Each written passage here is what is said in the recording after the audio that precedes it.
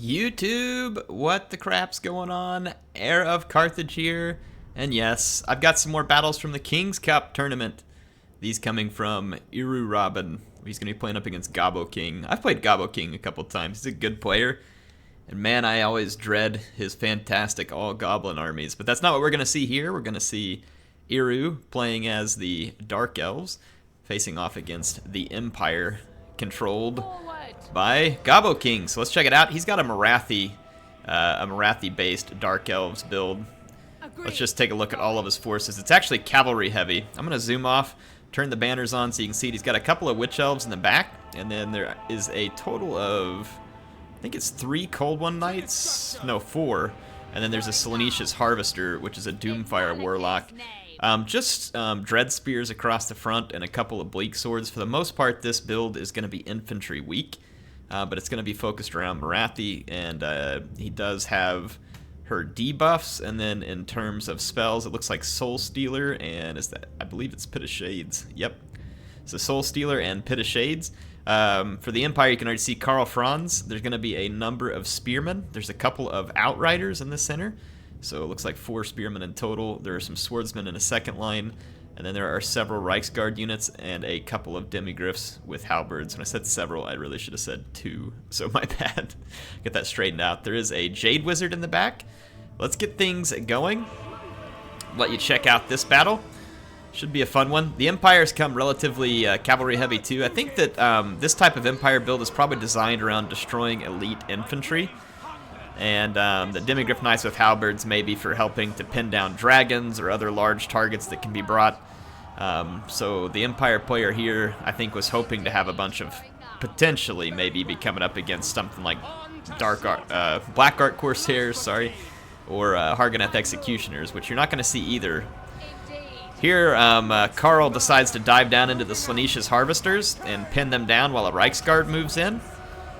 Look at this. All these Cold One Knights. These are going to be a brutal amount of cavalry. Cold One Knights kind of suck because they berserk, but they're pretty effective for their price point. They're not bad, especially if you can keep them from berserking in a bad situation. Look at this. Swordsman gets absolutely wrecked. Swordsman out.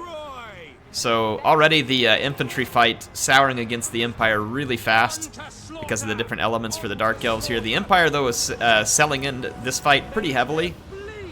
There's some magic here, though, which is going to be Soul Stealer on the Reiksguard from Morathi, trying to help pull it down a little. Slaaneash's Harvesters took a little bit of a beating there. Those Demigryph Knights with Halberds and other units attacking them, they kind of got in a little deeper than they should for a light cavalry.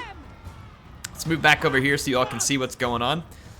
As I zoom back this way and try and get a view of the battlefield, there are some Reiksguard behind the Dark Elves, but they're being pursued by Cold One Knights. Here, Morathi has dived into this fight with Demigryph Knights with Halberds, and they're not doing great here. The Cold One Knights must have gotten a charge on them without the Demigryphs getting a charge, and they get wrapped up pretty easily. There's another Soul Stealer there, so Morathi holding herself up to full hit points. The Empire is reeling pretty badly right now at the hands of the Dark Elves. For me, the Dark Elves, and I'm not saying this to like discredit HeirofCarthage because he's a great player. He's really good at the game. But Dark Elves are a tough faction, and you put them in the hands of a player like HeirofCarthage, they are going to be difficult to beat.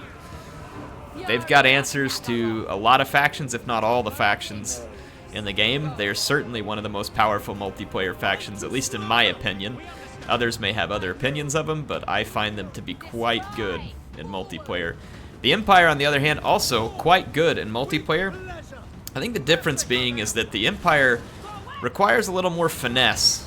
The Dark Elves can power their way through a lot of things, where the Empire has to finesse and support their way through certain things. So I do believe the Empire is a fantastic faction online, but overall I would say the Dark Elves definitely have the edge. They have everything the Empire has for the most part, except for the artillery. So, yeah. These Demigryph Knights got absolutely wrecked there. Another Soul Stealer. He must really be sucking down the winds of magic in order to get 3 Soul Stealers in one game. That is pretty impressive, because I think it's like 18 magic. So not impossible, but he just keeps on saving up all of his magic for it at this point. There is some Reiksguard left and a couple of Outriders, a Jade Wizard, And then down here, Karl Franz is attempting to get rid of some of these spearmen. Karl is not all that beat up.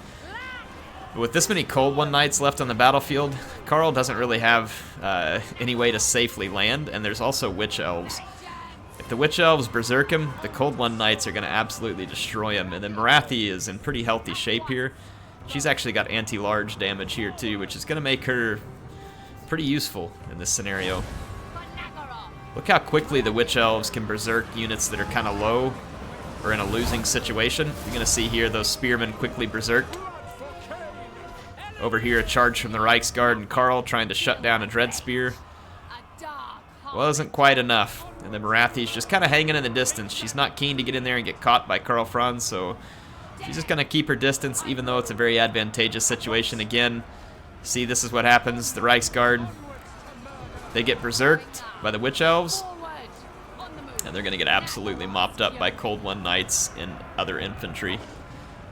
Other infantry? Well, the Cold One Knights aren't infantry. I think you all knew what I meant. In any case, yeah, Iru's got this one solidly under control. And this is not a huge surprise. And I'm not, again, not saying that because I think Gabo King's a bad player. He's a fantastic player.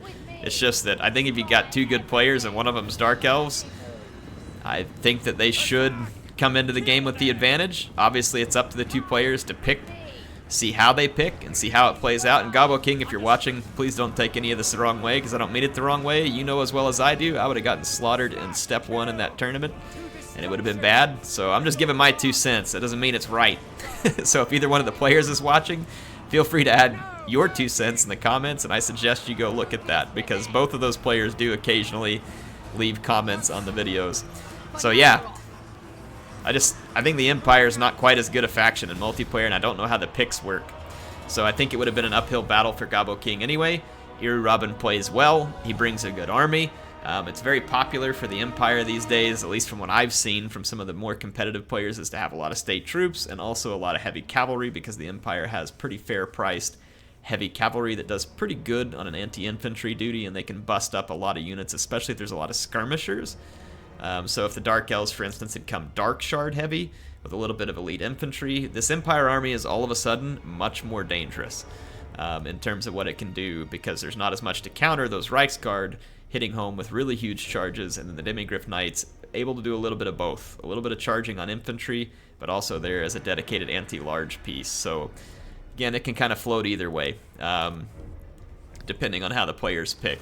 So I understand the Gabo King's army, and I think there's definitely places where it has application.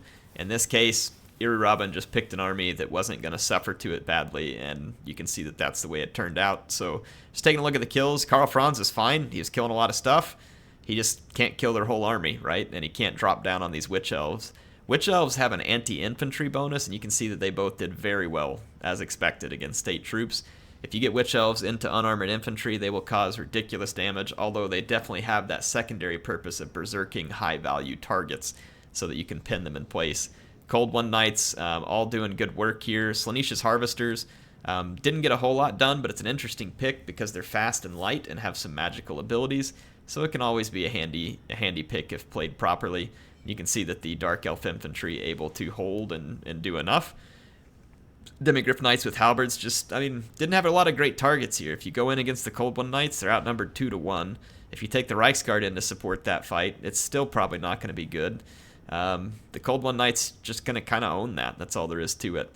So it's a difficult fight, like I said, at that point for Gabo King. Tell me what you all think in the comments.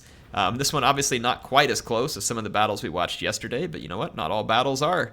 GG to Robin, and also to Gabo King. I'll have another match of theirs here for you shortly, and then I actually had another player submit some replays from this tournament. I'll try and show those because I think it's fun, and we'll spend a couple of days rifling through these. Should be a good time. If you enjoyed it, hit the thumbs up button. Make sure to go into the comments, tell the players thanks for getting a fun battle for us to watch. Appreciate both of them. And if you want to see more, make sure to subscribe and hit that bell so you can be notified every time I got a new video. HeirofCarthage signing out for now, folks. I will see you soon.